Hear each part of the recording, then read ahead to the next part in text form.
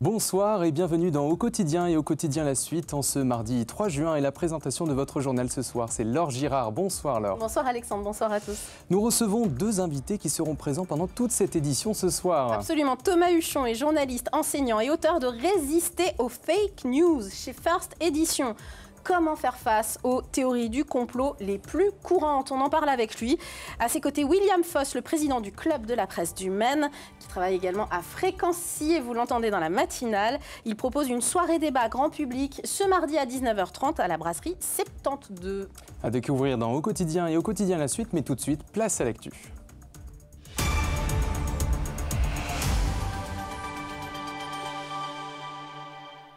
Bienvenue dans votre journal du mardi 3 juin avec au sommaire de cette édition une polémique au sein du conseil municipal du Mans. Les élus écologistes jugent vexatoire et inapproprié l'arrêté qui interdit les deux roues non motorisées en centre-ville le samedi. Former les enfants au code de la route et à la pratique du vélo, c'est l'initiative de la ville du Mans au centre de loisirs des Étangs Chauds. Lui roule beaucoup plus vite et sur le circuit. Arnold Robin, pilote sartois engagé en LMGT 3 aux 24 heures du Mans, présentait sa Lexus au public manceau ce week-end. Et puis, c'est l'heure de faire le bilan de la saison pour le MSB. Vous l'avez entendu, l'arrêté municipal qui interdira les vélos dans le centre-ville du Mans jugé vexatoire et discriminant par le groupe d'élus écologistes. Et il demande tout simplement son retrait. À partir du 21 juin, il sera interdit de rouler en deux roues non motorisées dans le centre-ville du Mans. Les samedis de 11h à 23h, les deux usagers devront mettre pied à terre. Si les élus écologistes manceaux ne cautionnent pas les comportements à risque susceptibles de mettre en danger les piétons, évidemment, pour autant, ils considèrent cette mesure comme un recul en matière de politique cyclable. Précision avec l'élu écologiste Rémi Battiot lors d'une conférence de presse organisée ce mardi. On a vérifié en termes d'accidentologie, aucun accident mortel, aucun accident grave, aucun accident léger dans des conflits entre vélos et piétons. Donc en termes de risque, il faut vraiment remettre les choses à leur place. Le quartier Saint-Nicolas et la rue des Minimes sont certainement le quartier sur le Mans le plus sûr. Donc, il n'y a pas lieu de faire un arrêté. Eux apprennent les bases du code de la route, justement, et en vélo. Oui, au Mans, centre de loisirs des Étangs Chauds, des élèves de CM2 testent un nouveau dispositif éducatif. Objectif, apprendre à faire du vélo en toute sécurité dans l'espace public. Le reportage d'Elisa Cribier. Garde l'équilibre, regarde droit devant toi. Faire du vélo, c'est pas toujours facile. Surtout au début. Ce mardi, 3 classes de CM2 s'entraînent à rouler en conditions de circulation routière. Je fais du vélo et j'adore beaucoup et c'est trop bien. Avant de rouler au centre de loisirs des Étangs Chauds, les élèves ont appris le code de la route et se sont entraînés dans la cour de leur école. J'ai appris comment réparer le vélo, remonter la selle, remonter la chaîne si au cas où elle est déboîtée. Régler mon casque, mais j'arrive toujours pas trop. Au total, 14 classes mancelles participent à ce dispositif proposé par la ville. C'est vital pour de savoir rouler à vélo avant justement de prendre la décision d'aller se promener ou même d'utiliser le vélo comme moyen de locomotion pour se rendre au collège l'année prochaine. C'est à mon avis vital, c'est primordial, ça fait partie des fondamentaux. La majorité des élèves présents est issue du réseau d'éducation prioritaire. Pour certains, c'est la première fois qu'ils montent sur une bicyclette. Avant j'avais peur, mais maintenant j'arrive. Mon vélo, il était cassé, j'ai arrêté de faire du vélo, mais là je suis en train de faire à l'école. Allez Caroline! Au fil des exercices, les enfants s'entraînent à réagir à différentes situations. À la fin de la journée, ils doivent valider plusieurs compétences. Je sais rouler en ligne droite, je sais faire un slalom, je sais tourner à 90 degrés, je sais faire demi-tour. Et puis après, on va plus loin. Je sais mettre mon bras lorsque je dois tourner à droite, je sais mettre mon bras quand je tourne à gauche. L'objectif final est de savoir circuler en milieu routier avec des dangers potentiels. Si les élèves réussissent, ils reçoivent une attestation certifiant leur niveau. On reste dans le champ de l'éducation avec le projet du futur campus qui se précise. Une première école d'ingénieurs est annoncée pour septembre 2028 sur le futur campus du Mans, près de la gare. Césy et Ismence-Césy vont s'installer dans un des futurs bâtiments proches de la place Alexandre-Royon. Les deux écoles accueillent aujourd'hui environ 600 étudiants à L2. Leur objectif, en intégrant le nouveau campus, est de doubler le nombre de leurs étudiants d'ici 2030. Pour rappel, l'objectif pour le Mans est d'augmenter aussi sa population étudiante de 15 000 aujourd'hui à au moins 20 000 dans quelques années. On passe tout de suite aux invités de notre journal. On reçoit ce soir Thomas Huchon, auteur de Résister aux fake news chez First Edition, et William Foss, président du club de la presse du Maine, qui propose ce soir une soirée débat au Mans. Le thème, comment faire face aux théories du complot les plus courantes. Merci mille fois d'être avec nous. Vous êtes invité, Thomas Huchon, par le club de la presse du Maine pour rencontrer d'abord des élèves à Sillé-le-Guillaume, puisque William, nos téléspectateurs le savent peut-être, anime les matinales à Fréquence Sillé. Fréquence Sillé qui est au cœur d'un groupement scolaire à Sillé-le-Guillaume, qui a fait de l'éducation aux médias la base de son activité. Pourquoi avoir invité Thomas Huchon, justement ? Alors, au départ, c'est tout à fait par hasard. Bon, nous, on fait de l'EMI aussi, bien sûr, de l'éducation aux médias, avec les services civiques à la radio, voilà, comme tous les ans. Et en me baladant dans une librairie, en fait, j'ai trouvé le livre « Résister aux fake news ». Et moi, ça m'a tout de suite parlé, donc je l'ai lu. Et voilà, je me suis dit, tiens, ce serait sympa si on lui demandait de venir pour cette première rencontre, puisqu'on a repris avec Valentin Monnier, qui est journaliste aussi, et puis Laure Girard, que je crois connaître. Donc, le club de la presse, on a refait un nouveau bureau. Et donc, on s'est dit, ce serait bien de faire une première rencontre pour relancer un peu le club de la presse. Parce que le club de la presse, en 2017, a déjà invité Thomas. Alors, Thomas Huchon, vous le connaissez peut-être, vous êtes très régulièrement sur les médias nationaux. Ça fait plus de 10 ans que vous travaillez sur les fake news, sur les théories du complot. On vous a reçu donc via le club de la presse en 2017 pour une soirée qui avait déjà très très bien marché. Ça ne nous rajeunit pas tout ça. Ça ne nous rajeunit pas. En effet, depuis 10 ans, ces théories du complot dont on va parler, vous en dessinez une vingtaine et vous essayez de les décrypter. Elle continue, elle perdure, elle s'amplifie à cause des réseaux sociaux, de TikTok, etc. etc.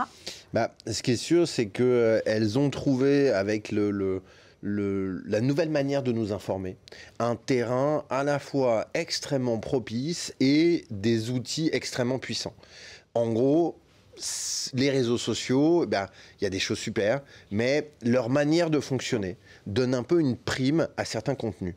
L'objectif de ces plateformes, c'est pas de nous donner la meilleure information, c'est de nous maintenir connectés le plus longtemps possible. Et pour nous maintenir connectés, ils ont trouvé une méthode qui marche mieux qu'une autre. En gros, jouer sur nos émotions, ça marche mieux que jouer sur notre réflexion. Et là-dedans, les contenus qui jouent le plus sur nos émotions sont plus mis en avant que ceux qui nous font réfléchir. Quels sont les contenus qui jouent sur nos émotions ? Ceux qui jouent sur la colère, ceux qui jouent sur l'indignation, ceux qui portent une forme de charge de révélation. Tout cela, ce sont les fake news et les théories du complot. Et donc, je ne crois pas que fondamentalement, ces réseaux adhèrent plus à ces idées qu'autre chose, même si les comportements récents d'Elon Musk et de Mark Zuckerberg doivent nous inquiéter un petit peu. Mais en tout cas, ce qui est sûr, c'est qu'ils gagnent plus d'argent avec ces contenus. Et donc, il n'y a pas vraiment de raison qu'ils changent de manière de fonctionner, puisque ça marche super bien. Le mensonge, malheureusement, marche mieux que la vérité pour gagner de l'argent. Le mensonge, ça fait gagner de l'argent, ça fait élire des présidents. Et effectivement, le problème qu'on voit aujourd'hui, c'est que non seulement ça permet de gagner de l'argent, non seulement ça permet d'exister, je veux dire, d'un point de vue électoral, mais, vous l'avez dit, ça permet de gagner des élections. Et en réalité, le titre du livre, il a changé entre le moment où moi je commençais à écrire, on est à l'été 2024, et le titre de travail du bouquin, c'est pas résister aux fake news, c'est combattre, c'est lutter. Et enfin, résister, il y a une notion de guerre informationnelle là-dedans. Oui, mais parce que Trump a gagné pour la deuxième fois. En réalité, pendant que moi j'écris ce livre, il gagne pour la deuxième fois. Et donc, finalement, la preuve est faite que les fake news, ça marche. Et que notre positionnement de lutte ne suffit plus.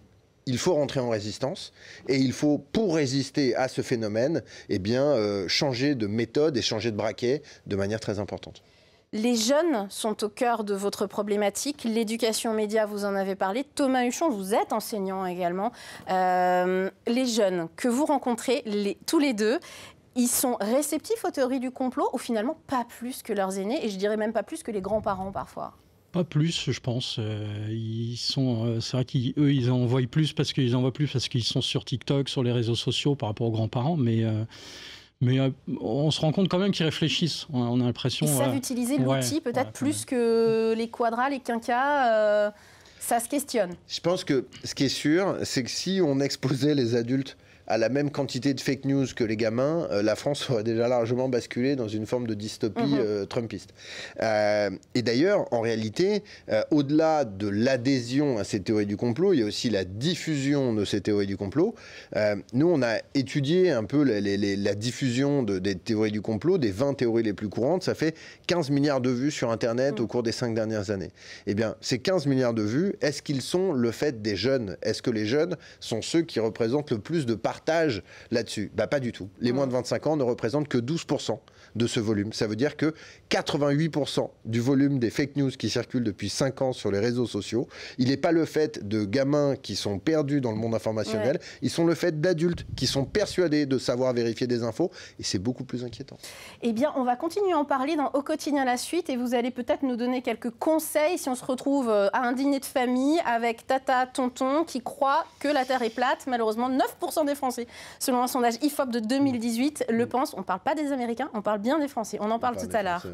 Passionnant, et ce sera à suivre dans la suite d'Au quotidien. Tout de suite, l'heure du bilan pour le Mans Sarthe Basket, Laure. À peine éliminé des playoffs par Monaco dimanche, le club sartois tenait une conférence de presse ce mardi matin. Après une saison réussie avec un titre, le premier depuis 2018, les Manceaux espèrent surfer sur cette vague et profiter d'un nouvel élan de notoriété. Colin Ancel et Anaïs Frémont. Un titre, une finale et une élimination par le double champion de France sortant en championnat. De cette saison, les tangos n'ont pas à rougir. Un exercice qui va au-delà des espérances comptables du tout début de saison. On a évidemment surperformé. Mais dès maintenant, le club se projette et veut continuer d'avancer avec ambition et humilité. L'humilité, c'est le travail, et l'ambition, par contre, je pense que c'est une nécessité dans le sport professionnel. Il faut porter cette ambition pour que les joueurs, eux aussi, ils aient cette ambition-là. Pour cela, le recrutement commence. 6 joueurs sont sous contrat. Hugo Doumbia, prêté en Pro B la saison dernière, prolonge jusqu'en 2028 et jouera en Betclic Elite. Léopold Delaunay a prolongé aussi jusqu'en 2028. Et le secteur intérieur est déjà plein. Jonathan Jeanne et Lucas Duféal arrivent. Wilfried Diégueté et Tachon Thomas ont prolongé. Pour les extérieurs, Noah Penda participera à la prochaine draft. Le Mans cherche des joueurs adroits, rapides et intenses, mais aucune certitude pour garder Dileo, Buchanan ou encore moins Trevor Hutchins. Ils rentrent tous les 3 dans ces critères. Donc la porte n'est pas fermée.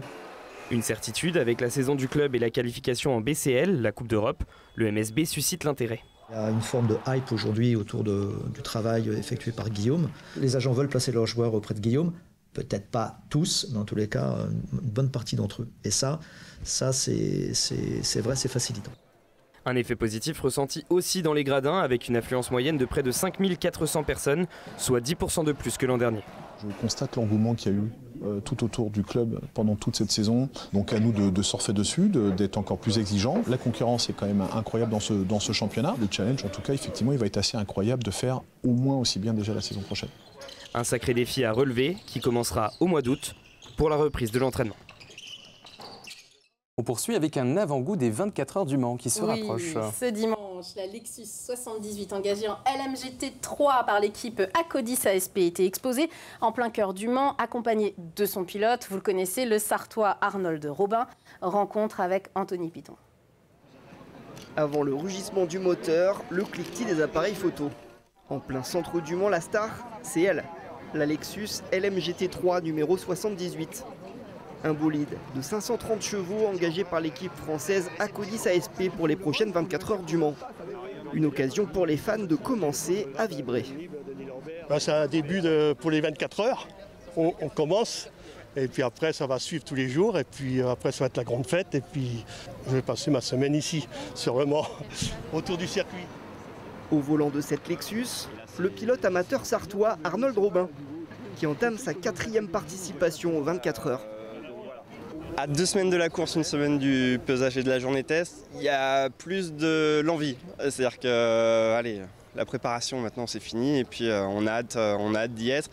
On a envie de voir où on en est et on est vraiment pressé d'être sur la piste parce que, mine de rien, on n'est qu'une fois dans l'année sur ce grand circuit, donc on a hâte d'y être. Cette année, il fait équipe avec Jack Hawksworth et Finn Gersitz, formant un trio alliant l'expérience à la jeunesse. Un podium à Imola, on est aussi 3e du championnat à seulement 6 points des premiers.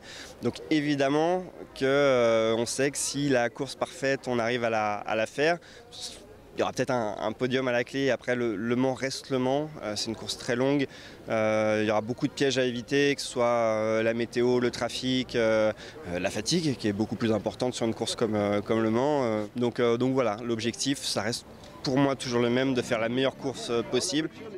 Entre dédicaces et échanges, les passionnés ont donc pu vivre un premier moment privilégié à 2 semaines du grand départ. Dans la suite d'Au quotidien, Laure Girard poursuit cet entretien avec nos invités de la première partie de cette édition avant d'animer un débat ce soir sur le thème que je rappelle, comment résister aux fake news. Ce sera après une courte page de pub et de météo. A tout de suite.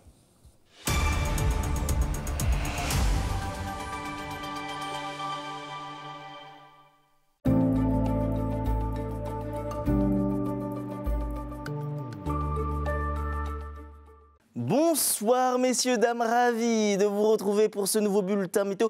Denis Delcourt pour vous accompagner sur LMTV Sarthe. Avec au programme, vous le voyez, un ciel plutôt bien dégagé, mais attention, comme des nuages peut-être un tout petit peu plus nombreux, notamment sur un quart nord-ouest avec peut-être quelques pluies faibles. Côté température, celle-ci évolue entre 15 et 17 degrés, des températures qui resteront plutôt bien homogènes. Comptez 15 degrés pour La Flèche ou encore pour Angers. Idem du côté de Vendôme, 16 degrés du côté de Tours et 17 degrés du côté de Sillé-le-Guillaume. Alors pour la journée de mercredi au petit matin, vous le voyez, malheureusement de nombreux nuages, laissant peu de place aux éclaircies. Côté température, celle-ci évolue entre 10 et 13 degrés. Comptez 10 degrés du côté de Sillé-le-Guillaume, 11 degrés à Mamers ou encore du côté de La Ferté-Bernard, La Chapelle-aux-Choux ou encore pour Saint-Calais, 12 degrés à Montval-sur-Loire ou encore du côté de Vendôme ainsi que pour Blois, comptez 13 degrés du côté de Laval ou encore pour Pont-Valin. Pour la suite de votre journée, ce sera sensiblement le même programme météo avec ces nuages qui resteront malheureusement très nombreux. Ça restera assez compliqué de voir les rayons du soleil. Côté température, vous le voyez, elles évoluent entre 19 et 22 degrés, des températures qui resteront un tout petit peu au-dessus des normales de saison, mais sans trop d'excès non plus. Comptez 21 degrés du côté de Sillé-le-Guillaume ou encore à Sablé-sur-Sarthe, 22 pour Angers. Même chose au Mans ou encore du côté de Malicorne. Pour la journée de jeudi, malheureusement, il faudra composer avec une petite perturbation, de nombreux nuages, quelques pluies faibles sous forme d'averses. Alors elles seront plus ou moins marquées selon les secteurs. Côté température, vous voyez, elles évoluent entre 20 et 22 degrés, même 23 degrés pour La Flèche. Et pour la journée de vendredi, quelques averses, mais on affinera tout ça lors d'un prochain bulletin météo. Passez une très bonne soirée.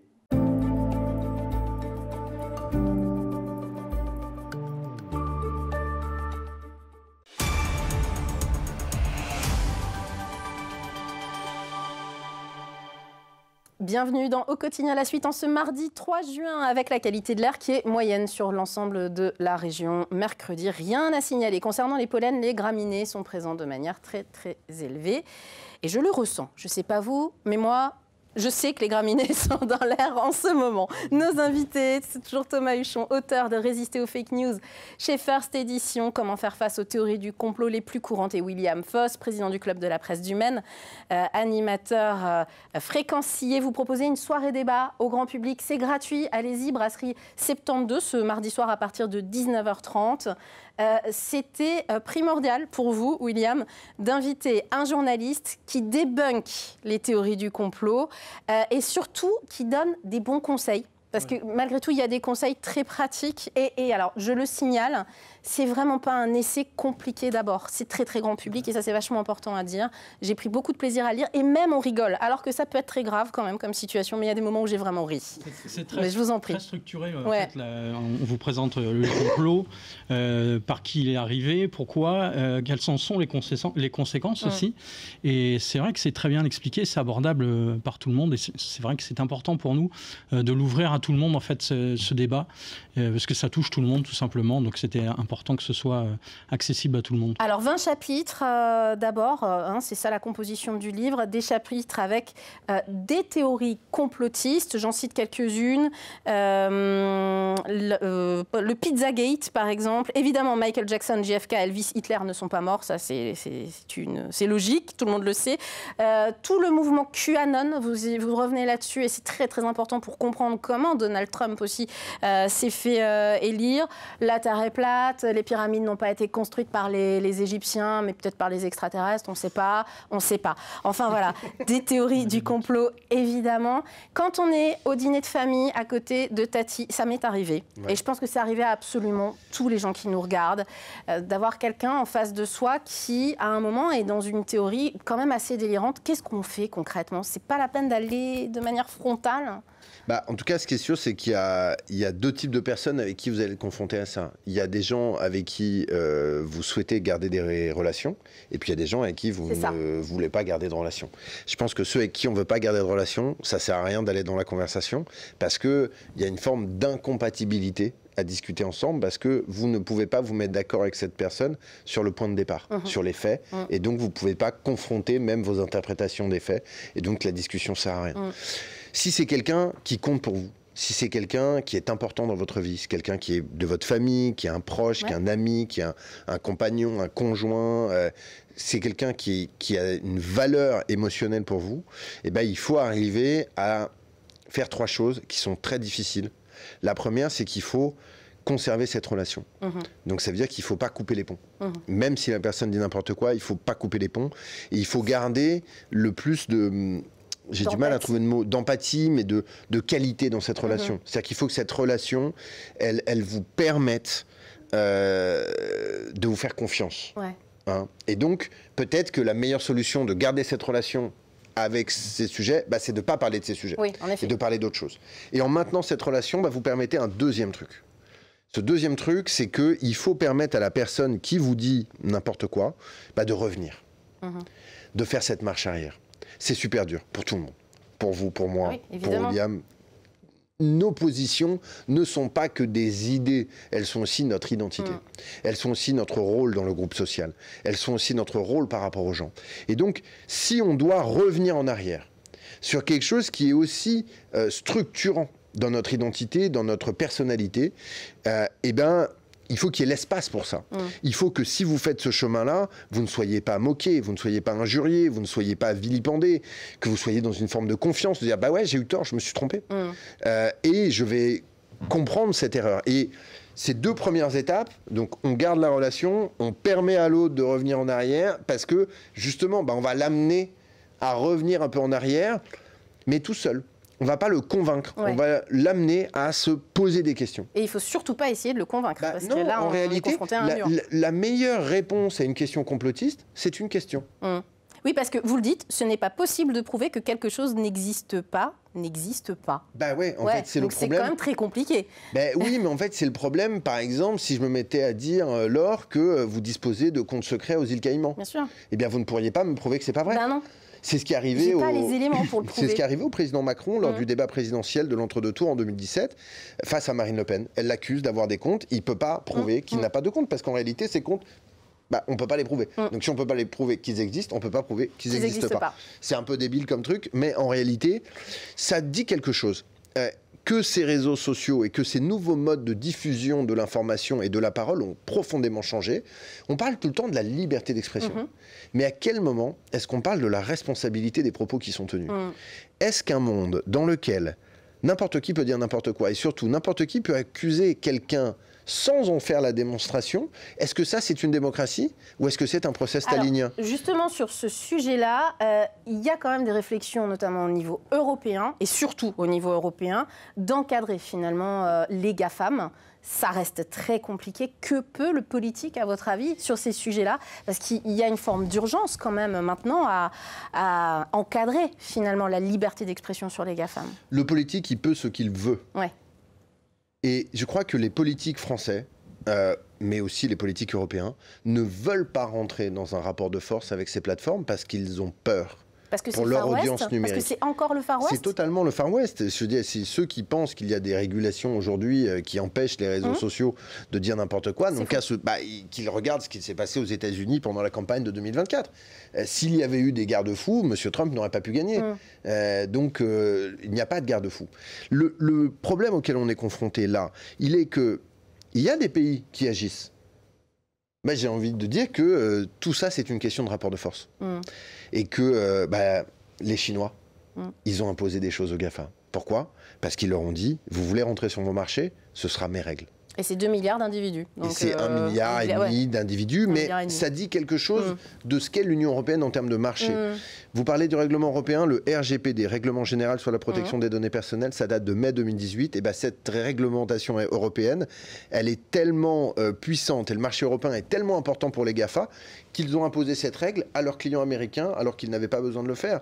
Parce qu'en fait, avoir un système de traitement des données personnelles différent pour des Anglais qui viendraient sur le site du New York Times ou des Américains qui viendraient de l'Ohio, c'est trop compliqué. Donc du coup, ils ont choisi quoi? La règle du mieux disant, finalement. Comme quoi, ça montre bien que les réglementations ont une forme d'intérêt. Mais là, on est dans une situation très différente où l'Union européenne, vous l'avez rappelé, c'est la seule institution qui défend les citoyens contre les GAFA. En tout cas, qui essaye.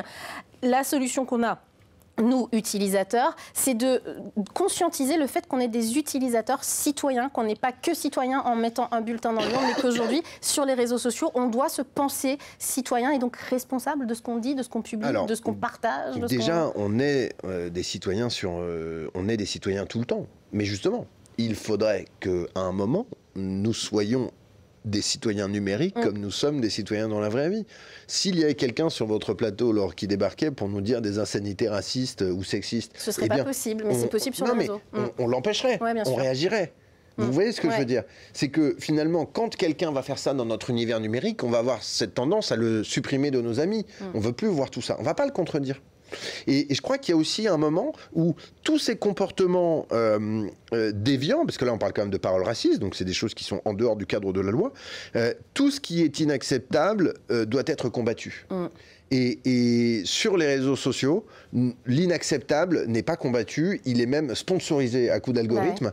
Et je voudrais quand même dire quelque chose. On est dans une situation, dans ce pays, on en est à la 2e agression raciste en moins d'un mois. Et ces chiffres dont je vous parlais tout à l'heure nous montrent que la 2e théorie du complot la plus diffusée en France depuis 5 ans, c'est la théorie du grand remplacement. L'idée qu'il y aurait une organisation de l'immigration pour remplacer les blancs chrétiens par des étrangers musulmans. Mais ceux qui vont faire des massacres dans les mosquées ou qui tuent leurs voisins, comme c'est arrivé récemment, eh bien ils s'inspirent de ces thèses-là. À quel moment est-ce qu'on va dire stop, nous ne pouvons pas laisser diffuser tout cela dans l'espace numérique comme dans l'espace réel? il va falloir que ça vienne vite parce que je ne sais pas très bien combien de temps nos sociétés, nos règles vont pouvoir résister à ces coups de boutoir permanents qui sont répétés à coups d'algorithme. Je ne sais pas très bien. J'espère que nous y arriverons, mais on va quand même dire un truc qui est un petit peu une note d'espoir. Oui, alors j'allais vous le dire. mais en fait, si le problème, c'est un peu nous. Parce qu'en fait, les théories du complot, on croit un peu à celles qu'on a envie de croire. En effet. Vous n'adhérez certainement pas à des théories du complot masculinistes. Non. En revanche, j'ai cru longtemps que JFK n'avait pas été tué uniquement par... Vous avez fait ce mea culpa dans le livre. J'ai fait ce mea culpa en lisant votre livre. Je pensais que ça pouvait être effectivement une machination de la CIA, pourquoi pas. Mais du coup, ça veut dire quoi? Parce que on a un peu envie d'y croire. Donc le problème, c'est un peu nous. Oui. Mais ça dit quelque chose de super positif. Ça veut dire que la solution, c'est nous. Il y a une solution, on finira là-dessus, et c'est une note positive. Alors, big up à tous les enseignants de France et de Navarre. Je sais à quel point c'est difficile. Lisez, ouvrez des livres. Ouais. Puis les jeunes, allez-y, lisez ce que vous voulez, mais lisez. Multipliez les sources d'information et sortez du tout numérique. Quand on dit multiplier les sources d'infos, et je dis ça pour les plus jeunes, ça ne veut pas dire s'abonner à Libé et au Figaro sur TikTok. Ça veut dire aussi aller au kiosque et de temps en temps lire un journal, lire un livre, aller à une conférence, regarder la télé, les chaînes locales, les chaînes nationales, regarder des documentaires, aller sur YouTube, mais multiplier les sources d'information. Plus vous élargissez cet éventail, plus vous noyez les manipulateurs sous de potentielles personnes intéressantes qui pourraient vous apprendre des trucs en plus. Ça va être passionnant, 19h30 ce soir, à l'invitation de William Foss du Club de la Presse du Maine, Fréquencier. Vous avez fait une intervention en classe classe cet après-midi en classe de seconde et apparemment ça a été fortement applaudi. Ouais, c'est ça. Donc merci d'avoir organisé. Demandé, ils ont applaudi. Voilà. Merci d'avoir organisé cela. Thomas Huchon, William Foss. Je rappelle, résister aux fake news, c'est chez First Édition. Dans 30 minutes. Dans 30 minutes, absolument, pour le direct. Tout de suite, Plus belle Massart avec Bruno Palmé qui nous emmène à Bourg-le-Roi, plus petite commune des Pays de la Loire, dites. C'est près d'Ancine, direction Alençon, avec notamment la visite du musée de la broderie. Vous voyez cette très belle cité médiévale avec la porte là d'entrée de la cité. Il vous propose aussi, passion oblige, une rencontre avec le pilote sartois que vous avez vu tout à l'heure dans le journal, Arnold Robin, à quelques jours des 24 heures du Mans. Et puis la séquence patrimoine et patois comme vous en avez l'habitude. Nous, on se retrouve en replay toutes les 2 heures et en direct mercredi 18h30. Salut!